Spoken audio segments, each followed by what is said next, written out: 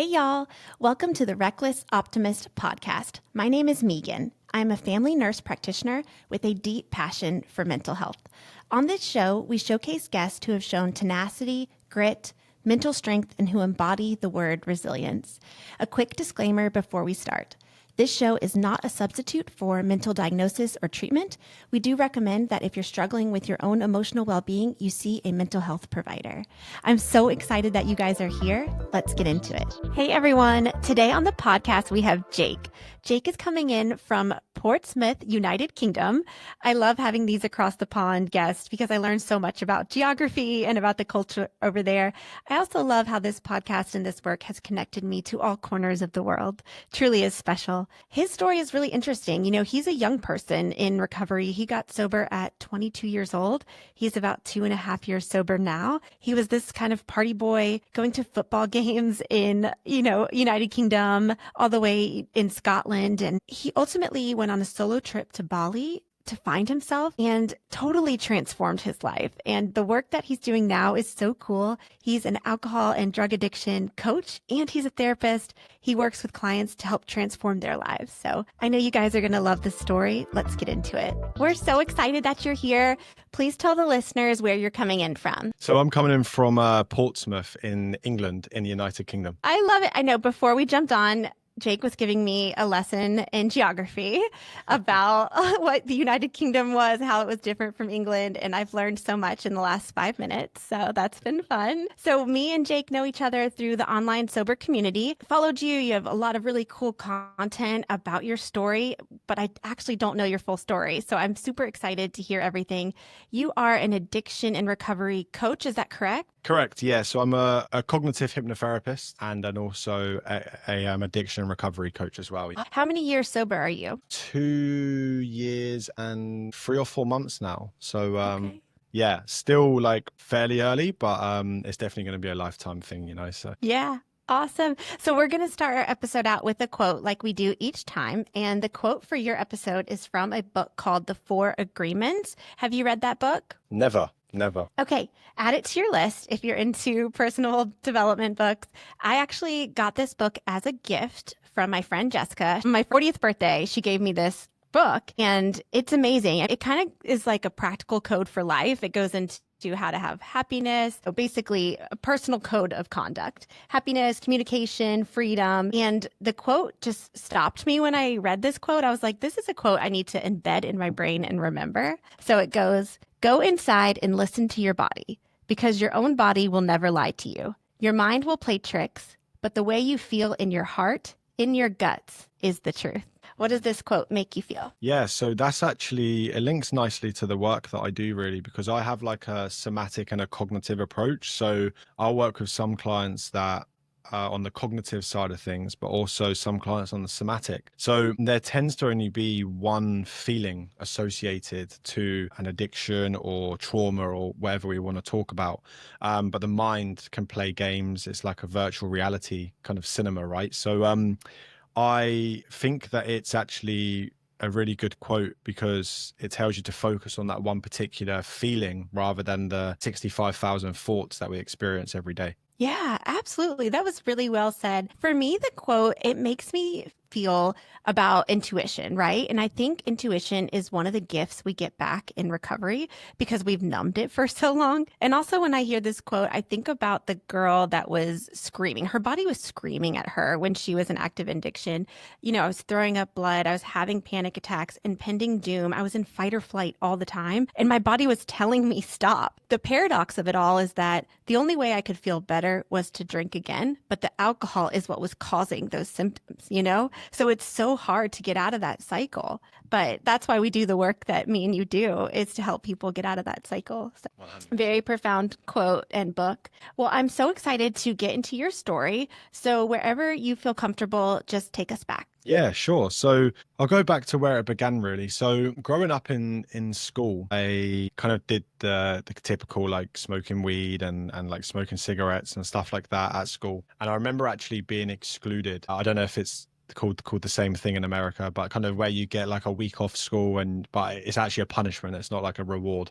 That happened to me for like smoking weed and stuff. And so, as most school boys and girls, they get introduced to drugs probably quite early on in life, right? And it wasn't really a problem for me, to be honest. And then the house parties started arising, and then I ended up kind of taking drugs there, and it still wasn't really a problem. Let's say alcohol, for example, right? Because it's legal. I wouldn't necessarily say alcohol is a problem. It's how you use that addictive behavior.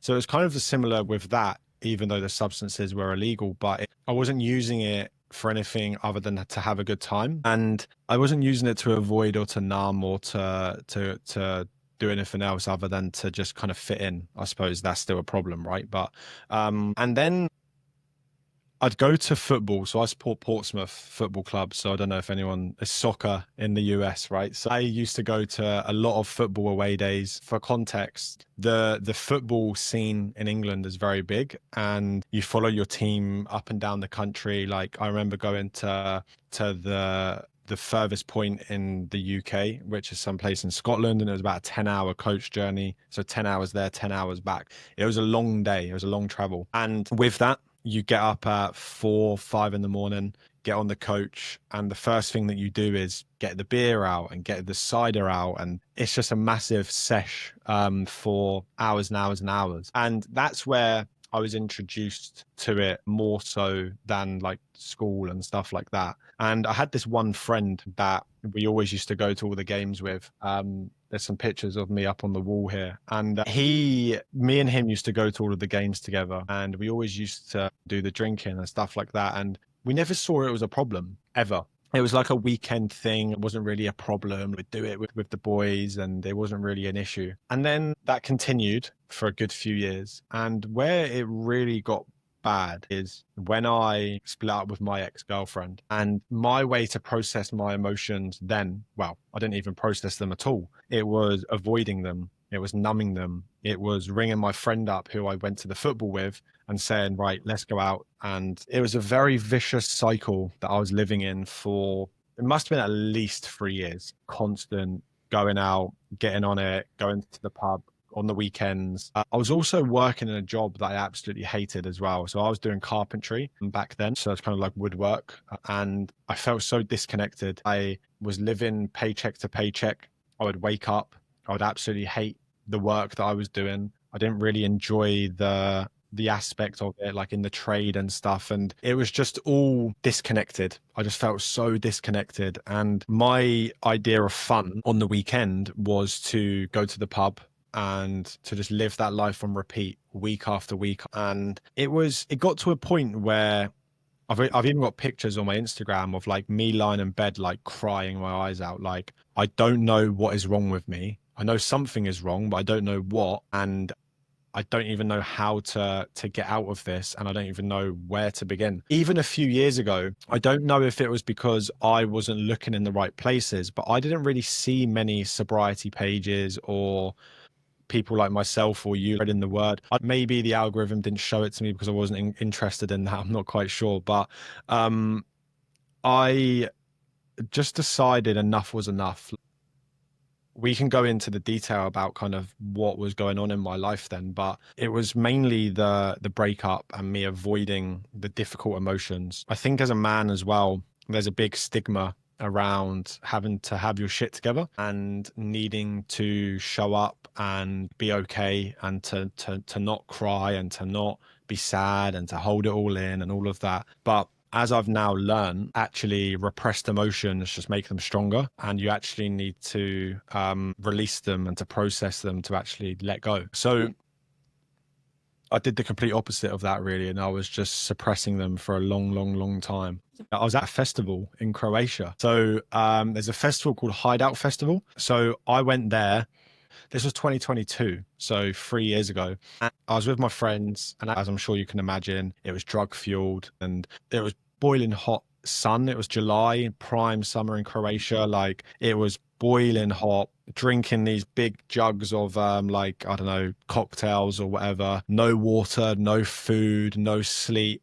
and it was just malnourishing, like I just felt horrible. And I took a pill and I was on the beach, and I was just thinking, like, I was seeing all these different people around me, like people from England and probably America or wherever, and all these different nationalities, which I hadn't really noticed before. Back in the UK, you don't really see anyone from outside of like your hometown, really, other than obviously if you go on holiday. But I don't know why, for whatever reason, I was really noticing these small things. And one of them was the different people around me. And I just thought to myself, there has to be more to life than this. Is this really life? It can't be. Like it physically can't be life. There has to be more to this. There has to be something more exciting than just living on repeat week after week. I decided there and then that enough was enough. Something has to change. So I booked to go traveling to Asia for 4 months. So I went to Bali, Cambodia, Vietnam, and Thailand, and did the typical kind of finding yourself. Quit my carpentry job that I hated. I went away and I completely turned off everything. Social media, I completely disconnected from people, and I wanted to start fresh. I spent a lot of time listening to lots of podcasts and journaling and reading and doing a bit of yoga. It was the typical kind of finding yourself experience, but I believe it truly changed my life and my aspect on and my perspective on life. I was listening to a lot of mindset podcasts, and I was just like, I want to be a mindset coach. I don't know how, I don't know what that includes, but that's the path that I want to go down. So I spent some time in Southeast Asia, traveling, meeting some amazing people, and I returned home. I think it was the 23rd of December. It was 2 days before Christmas. And again, I went to the pub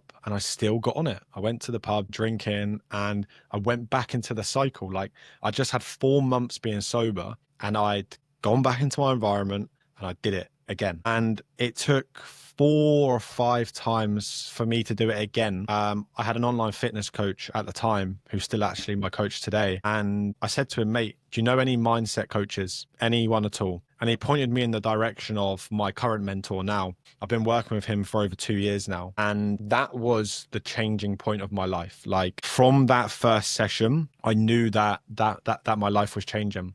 Like, to actually talk about what an addiction is, the substances aren't the problem. It's a solution to the problem. The problem itself is actually the trauma or the core wound or the discomfort or the pain that you're trying to avoid. So what that looks like for everyone is completely different. Like, some people use it as stress management, ADHD, like deep trauma, big T trauma, little T trauma. Like, there's so many different aspects and components to an addiction. But I had to face my demons. I had to sit down with my therapist and my coach and tackle my barriers head on. And it was uncomfortable. I was a 22-year-old that had been taught to not talk about his feelings, and it wasn't cool to do so, or like, you're seen as weak if you're a man and you talk about things. And it was difficult. But I remember I had my first session and I still ended up going to the pub and getting on it again. But that was the final time that I ever did it. From that, I think I had 1 or 2 sessions with him, ended up going out and drinking.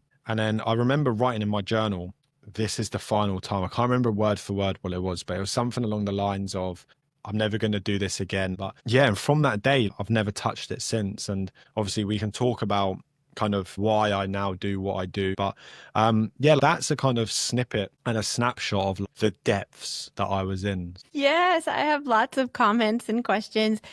First, the way that you kind of went off on your own and did this like solitude journey, that's so respectful. I mean, I find that so interesting. And I feel like you in some ways unplugged the phone and then plugged it back in, or unplugged the device that wasn't working and then you plugged yourself back in. Like, that disconnection from all of the things that give us such dopamine hit, that instant gratification. It's so good to do that. And we need to do that more, that dopamine detox, and to do it for a substantial amount of time like you did, 4 months. That's really transformative. And then the other comment I have is that, you're young. You're a young person in recovery, and that's hard. Recovery is hard no matter how you look at it. But when you're young, you don't have necessarily the maturity to handle it, the life experience, or the support groups, right? Because everyone around you is doing the same thing that you were, So that's an added challenge to be a young person, early 20s like you were. My question for you there is, When you were growing up, were you mirroring a behavior? Did you see people around you drink, or do you feel like you were trying to cover up a wound? Well, it's an interesting point that you ask there, because my dad is actually an alcoholic as well. So I always saw that as, don't be like that. I didn't live with him. So for context, like my parents split up when I was like 2. So it's always been me and my mum. So I still see my dad and stuff, like still got a good relationship, but we've never lived together. So it didn't, well, maybe I did subconsciously, but I wouldn't say that I necessarily mirrored his behaviors, because I always saw that as, see what he's doing and do the opposite in that area. And alcohol has always been a big no-no for me, probably because of that. So I would like to say that I wasn't mirroring, but maybe I was. But the root cause of where it all began, because I see this all the time, like 9 times out of 10 there is a core wound or a trauma, but sometimes there's not. And there's something called the binge construct, which is essentially when someone doesn't have a core wound or a trauma or something like that, they try and recreate past experiences. So maybe it's that first house party that they went to and they had this euphoria of like feeling great, and they're now trying to chase that feeling from when they first had it. That wasn't necessarily the case for me. Like, I mean, when people tell me that they do drugs just because they were at a party or something, for example, like I take that as a surface level answer, because why? Why did they do it at the party? Did they feel not good enough, or did they not fit in, or did they have lack of confidence that they felt like they needed the substances to aid their confidence? So I don't know what the root cause, like the actual root cause of it was for me to do it at football and stuff like that. But what I do know is that when I broke up with my ex, like that is when it got really bad. And I also forgot to mention that actually when I was away in Bali, the best friend that I went to football with, he actually died when I was over there. And I could have easily gone off the rails and like gone out drinking and partying and doing drugs and stuff. But I made a decision that that life was behind me and that I will tackle whatever comes my way, whatever obstacles come my way, like I will overcome them. And I just want to share that as well, because for some people in the sobriety journey, whether they're early on or whether they're a year, 2, 3 years, whatever, there's always going to be challenges in life that get thrown in the way. That's life, right?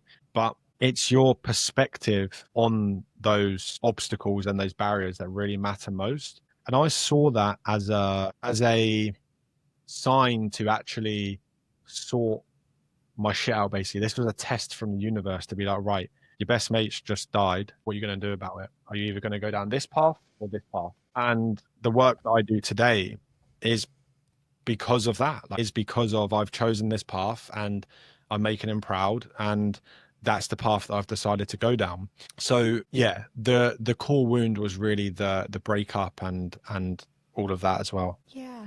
Did your friend that passed away, was that from drugs and alcohol? Well, he was a big diabetic, and he was one of those people that just didn't care. Like he always knew that his time was going to be up, so he just like didn't really care about things, and everyone would always say you need to sort your shit out, basically. So I don't know if it wasn't directly, but I mean indirectly it probably had something to do with it. Yeah. When you were in your throes of addiction, did you have any repercussions from the drinking? I know you said you woke up and you were always feeling terrible. Did you have any other trouble that followed you Yeah. What, into my sobriety journey or during the addiction?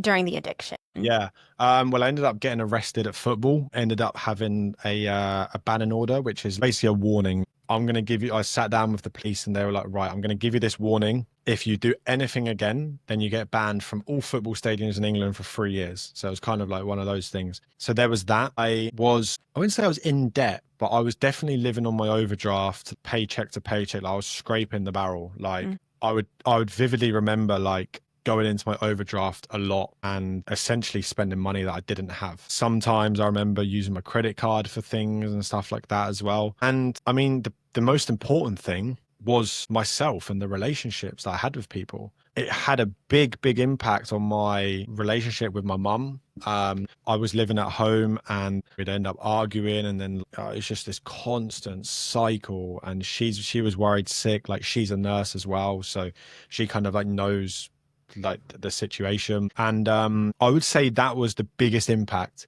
my relationship with others, but also with myself. Like I lost myself, and sometimes you have to lose yourself to find yourself, you know? So it can be a positive, but the biggest impact was the relationships, I believe. Yeah. Yeah. I love the metaphor about you have to lose yourself to find yourself. You know, in nature, a seed has to completely destroy itself before it becomes a flower. I mean, there's so many metaphors like that in the world. And I definitely track with what you're saying there. I love also what you said about when you're speaking with your clients about what's going on with them and you ask the questions, you're curious, you ask the whys. Like, I think that's so important to get curious about someone rather than judgmental, especially as a provider or someone that's working with people in these vulnerable positions. And even to do that for yourself, like when you're going through an emotion or something extreme, you know, kind of sitting down once you've stopped flooding your brain and ask yourself, you know, those questions yourself, those why questions. Why are you feeling this way? Kind of do a self inventory of your body. It's a really good reminder. I'd love to talk about the work that you're doing now, how you got into the work, how it's been rewarding for you, and how it's helped you in recovery. Yeah, sure. So picking up where I left off from the story, really. So from the first session with the mindset coach, he's actually a cognitive hypnotherapist as well, which is what I'm qualified in. So I loved the work so much, what him and I did, that I actually ended up qualifying in it myself. And well, actually, it got to about 2 or 3 months into the program, and I said to him, how did you do this? What actually is this? Because anyone can be a mindset coach, anyone can be a coach, right? Like there's no certification, there's no process you have to do. It's just you can just do it. So I wanted to be accredited and I wanted to be professional in my approach and stuff, and not just wing it from lived experiences, you know, like I wanted to have some proper solid like foundations under me. So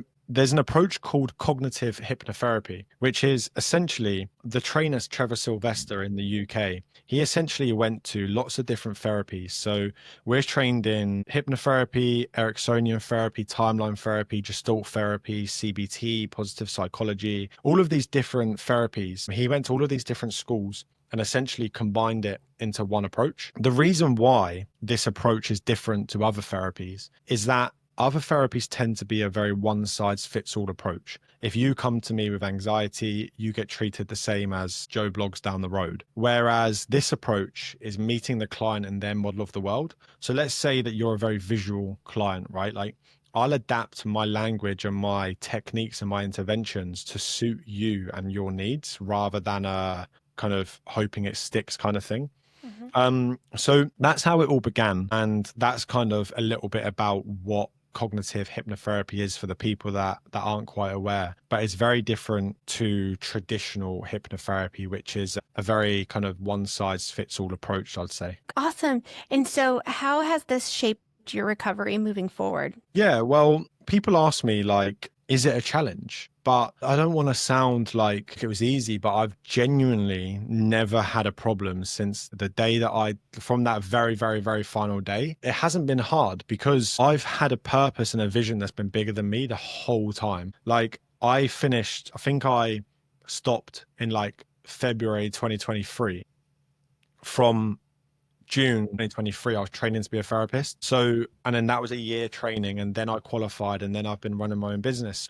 I would never, ever, ever, ever dream of fucking this up, basically. So I've never really had a problem with triggers or urges or feeling the need to go out because A, I don't even see any of those people anymore. And my friends are very close-knit people. And B, I've got people, I'm a leader. I've got people dependent on me. So my lifestyle and my alignment and my purpose has really kind of made me stay on this path. And that's what I try and get my clients to do is dream big, find something, find a purpose or a vision that is bigger than you, because when you do, there's too much to lose. There really is. Yeah, I love that. I love the finding the purpose because we all have a very unique one. We all have very unique talents and reasons that we're put here on this earth. And I think a lot of people know what they don't want, but they don't know what they want, right? So you really need to get curious about what you want in life. And that's how you find your purpose, you know?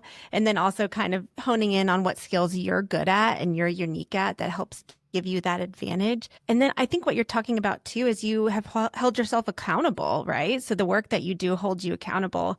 And I think that's a really important part of recovery because if you look at the stats, they're not great. Most people do not make it out. I mean, the stats are low in terms of who actually can have lifelong sobriety. So finding ways to keep you sober, like you're doing by giving back and holding yourself accountable, I mean, that's going to give you long lasting change. So I think that's awesome. I love, love, love the work that you're doing. I think it's so great. And I also want to comment that I love that you're recovering out loud, that you quote unquote were this party boy in United Kingdom going to the football games and now you're like this baddie sober advocate. Like I think that's so cool. Yeah, thank you. Have you, just going back on the purpose, have you heard of a book called The Ikigai before? Yes, I have. I've not read it, but I've heard of it. Cool. Well, if anyone that's listening, like kind of wants to find their purpose, then the Ikigai book, it's like a blue book with like some birds on the front or something. It's an absolutely amazing book as to how to make your purpose, your mission, and your vocation into your Ikigai, which is this kind of Japanese happiness concept. So for anyone that's listening that kind of wants to essentially find their purpose, right? Like that's a really good way to get started on that one. Yeah, and I also want to comment that your purpose doesn't necessarily have to be your profession, your hobby, or, a side hustle that you have, or, even just something you're interested in. That can be your purpose. It doesn't have to be something you make money or monetize. It can be something different. Yeah, for sure. I mean, even if it's simply like running a school football team or whatever, right? It's just having something to wake up to and something to kind of work towards. I feel like that's it. Because like in life, we always want to be striving towards something. And whenever we feel stagnant or feel like we're stuck in life, that's when it can be easy to fall into the victim mentality and kind of let everything crumble around you. So when you have something that you're striving towards and you're pushing towards, that's important. Even if it's simply going to the gym, like going for some workouts every day, like just something that you can stay focused on and kind of essentially stay focused on is important. Yeah, absolutely. It sounds like fitness is a part of your story. What type of fitness are you into? You were talking about having a fitness coach. Kind of describe that part. Yeah, well, I saw you're into lots of running. I've just entered the London Marathon ballot, so hopefully I get a place. That's what I was going to ask you. Have you ran one before? No, I Yeah. haven't. So I make sure that these boxes get ticked each week. So I train weights 3 times a week minimum. I go to yoga 3 times a week as well, minimum. And I do 1 run a week. They're like my non-negotiables every single week. So I've created my working schedule to fit these stuff in the mornings. So like I'll wake up, I'll do my meditation, I'll read, I'll journal, I'll go to the gym, go for a sauna, and then I'll start work. So like I know no matter what happens in the day, it's ticked, it's done. Mhm. So it's 6:45 p.m. here now. If I wanted to go to the gym now, I wouldn't be bothered, right? As you know, all the chemicals and the neurochemistry and stuff behind endorphins and exercise and stuff, it all has a positive effect. So I make it a non-negotiable each week. Yeah. I love that. I do that too. I have a morning routine. And if I'm traveling or something, I'll still do the morning routine. That morning routine is so important for me to see that my like effort has results. And then also I'm a big fan of like structure, discipline, patience when it comes to your life or anything hard in your life. If you apply those 3 principles to it, you can get through anything. And having that structured morning is so important. And it just like sets up your day in such a positive intention. And also this feeling that you've accomplished something before 7 a.m. Like that's the best feeling ever. It's great. It's great. I love my morning routine. Like I absolutely love it. And I encourage anyone, if they don't have one, to get one. And it doesn't even have to be anything extraordinary. Even if it is just writing in your journal for 5 minutes or going for a walk or like I don't check my phone. Like I've got 2 phones. I've got a work phone and a personal phone. My work phone stays off and my personal phone doesn't allow me onto the apps until an hour after I wake up. Like I'm very strict with my energy and my mental bandwidth as well, because the world is trying to take your attention from every angle. The news, Amazon, like Facebook, Instagram, like all of these different apps, they're always trying to grab your attention. So it's so important to kind of take control of those devices as well. That's really, really good advice. I think a lot of people will relapse because they haven't learned to deal with their stress. And the kind of things that you talked about, the sauna, the meditation, the exercise, all of that are such healthy stress coping strategies. So incorporating those into your recovery are so important to get that long lasting change. I wanted to ask you, being a young person in recovery, what's something that surprised you about being a sober person? Well, from a sober person, but also from the people that I see every day as well, is how many people are actually struggling. I get so many messages every day. I'm constantly talking to people, and it's a mixture of people. It's young guys and girls, it's parents, it's like, I don't know, people in their 50s, whatever the age or the demographic or the psychographic. There are so many people struggling out there. And it's, on one hand, it's sad to see that there's so many people messaging, but on the other hand, it's so nice to see that so many people can feel confident to reach out and ask for support, because that really is the number one thing that anyone needs to do, is raise their hand, is awareness. And it's not a problem until you know it's a problem. There's two ways to an addiction. There's awareness and then there's action. So it's like, all right, cool, you've got the awareness, you know it's an issue, so like, what are you now going to do about it? And they're so important. So I wouldn't necessarily say like I've seen that as a sober person, but I would say that as from my role as a coach and also a sober advocate, that's what I'm seeing at the moment. Again, it's good that people are noticing, and I do think that the sobriety scene, I suppose the health scene, is getting stronger and stronger each year. Like the recovery scene, for sure, it's coming a bit of a trend to like be sober and to be healthy, which is fantastic. So I do foresee more people kind of going on that journey as well. Yeah. I love what you're talking about, the asking for help. That was the game changer for me in terms of my recovery. That's ultimately what got me sober, because I suffered from perfectionism and not letting anyone know that I had a problem, also from hyper independence, where I can handle this on my own. I can do this on my own. I will fix this on my own. And I kept saying that until I was literally about to die from my problems. So yeah, that day that I woke up and realized my life was in shambles, my life was unmanageable, the thing that changed for me was that I asked for help. I asked for help and I told someone, right? And I think that that's ultimately, you have to get out of your own head. And it's so courageous to ask for help. I think a lot of people see that in their own mind as a sign of weakness, but it's a courageous act. I mean, it's your life. You're the CEO of your life. You can ask for help and you can change your life. And here's a perfect example, your story of how you can do that, Yeah, 100%. I completely agree. Like, yeah, just anyone that's listening, that's going through this. Like, obviously myself, I've gone through it. Megan, you've gone through it as well, and so have millions and millions and millions of other people. You're not alone. You're not. There's tons of people out there that are going through a similar situation. Important thing is catching it as early as you can, because time can go on and a big mess can be made financially, relationships, health, and all of that. So it may feel like, oh, I'm just going to continue doing it because I'm broken, in air quotes, but I promise that change is possible. Yeah, you can get off the train at any point. You can get off the train before the train crashes, like, or causes complete destruction, or even, to be a little bit dramatic, before you die. You know what I mean? Like, get off the train. That's a good metaphor too.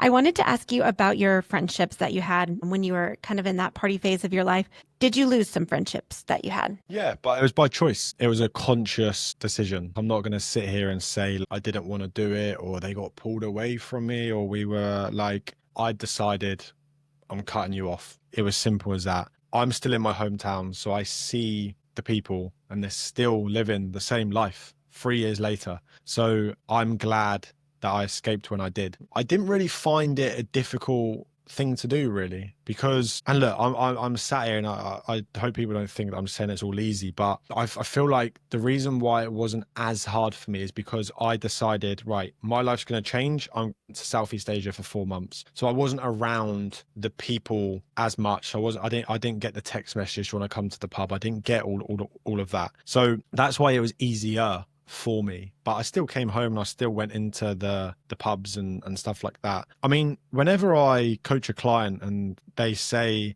there's always going to be this loneliness part in the middle. So there's like, imagine three like circles, for example. The first circle is like your current life, like where you are, all of your friends, your comfort, and all of this. The furthest circle, you've got your future life. So sobriety and I don't know, whatever that looks like. But in this middle part, you've always got this messy, kind of lonely, kind of like stuck. You've got one foot in that circle, you've got one foot in this circle, and you don't know where you fit in. You don't know what to do. You don't know where you're going in life, and directionless. And it's normal. It's really, really normal. The important part is to not stay in this circle. Like, get out of that circle. This circle is going to feel uncomfortable, but the end circle, your future self, will be grateful. I simply ask myself and my questions and my clients this question, and it's, where would your ideal friends be hanging out? Like, if they were to hang out somewhere, where would they hang out? Like 9 times out of 10, this people aligned with you, maybe at yoga, or they may be in the gym, or I don't know. There's even meetup groups nowadays on like meetup.com and stuff. There's so many different avenues which you can go down. But the important part is to stay strong and to learn to say no. There's a really good book called The Courage to Be Disliked, and it's all about boundaries and self-love in one way, I suppose. So yeah, I see it every day with my clients. Like, they face this battle of leaving one life behind and starting something new. And it's scary. But what's the cost of staying the same? Like, what's the cost of staying where you are with the same people, doing the same thing all the time? So yeah, I've only got a handful of close friends now, but we're tight. Like, we're good, like, and I'd rather that than have 20 associates. Quality over quantity, Yeah, right? Yeah. I am a very visual learner. If I was your client, all of these little visual things you're doing would totally track with me. Before I got sober, that 6 months leading up to it, kind of doing the work, but also falling into a deep hole at the same time. I remember I made this like pros and cons list. Like, I got out a piece of paper and I wrote pros and cons of being sober. And the pro list was like a whole page, right? And the cons was like two things. And like seeing that visual on paper, like, this is what your life could be like. This is that circle that you're talking about. And seeing the circle that I was stuck in, like seeing that, letting it sit in my brain helped me so much. So I love all of that and the work that you're doing. I think that's so good. Thank you. Yeah, there's also another tool which anyone can use. And it's energizers and drainers. So you get a piece of paper, put a line down the middle, you put your energizers on the left or the right, whatever, and then put the drainers on the other side. And you break it into 3 areas: people, places, and thoughts. And if you're a business owner or something, maybe you can put business as well. It depends what you're trying to get from it. But let's just stay on the sobriety path here. And it's people, places, thoughts, or things. It's entirely up to you. But you essentially write down, what are all of the people, places, and thoughts that are energizing you, and what are all of the ones that are draining you. And you can easily see, like, right, okay, this friend is draining me. This friend actually energizes me. This thought about going to the pub is draining me. This place, the pub, may be draining me. Yoga studio energizes me, like whatever that looks like. And it's kind of similar to you, the pros and the cons, but it just helps you separate what is actually draining you and what's actually giving you energy, because energy is so important in all areas of life. So that's also a good tool to raise someone's level of awareness, actually, to understand who's pulling you back and who's actually helping you grow. Yeah, absolutely. I think so much of us are on autopilot that we don't even do any self-inventory or any self-awareness of the relationships that we have or the things that we're interacting with that can drain us. So that's a really cool exercise. I'm going to do that later this weekend. Well, that's why I've got mentors in my corner, like I've built a solid boardroom. I like to call it a boardroom because it kind of correlates to what you said, being the CEO of your life, right? A CEO needs a boardroom. And in my boardroom, I've got a therapist who's an addiction specialist who's got over 30 years addiction experience. I've got a mental performance coach who coaches 6-7 figure coaches on their mental performance and their mindset. And then I've got a business coach who helps me with the business side of things as well. So whenever I'm stuck, I can raise my hand and get a reply within hours. So instead of me being alone, being with my thoughts, like not knowing what's right, what's wrong, I've got solid mentors and advisors that are there to guide me. For anyone listening, I don't know if you've got any, Meg, yourself, but like for anyone listening, like the power of having someone that is ahead of you in life. I wouldn't be where I am today without the people in my corner. So it's such a life hack. Yeah, absolutely. Do you ever listen to the Mindset Mentor podcast? I was going to ask you because he talks about the CEO of your life, right?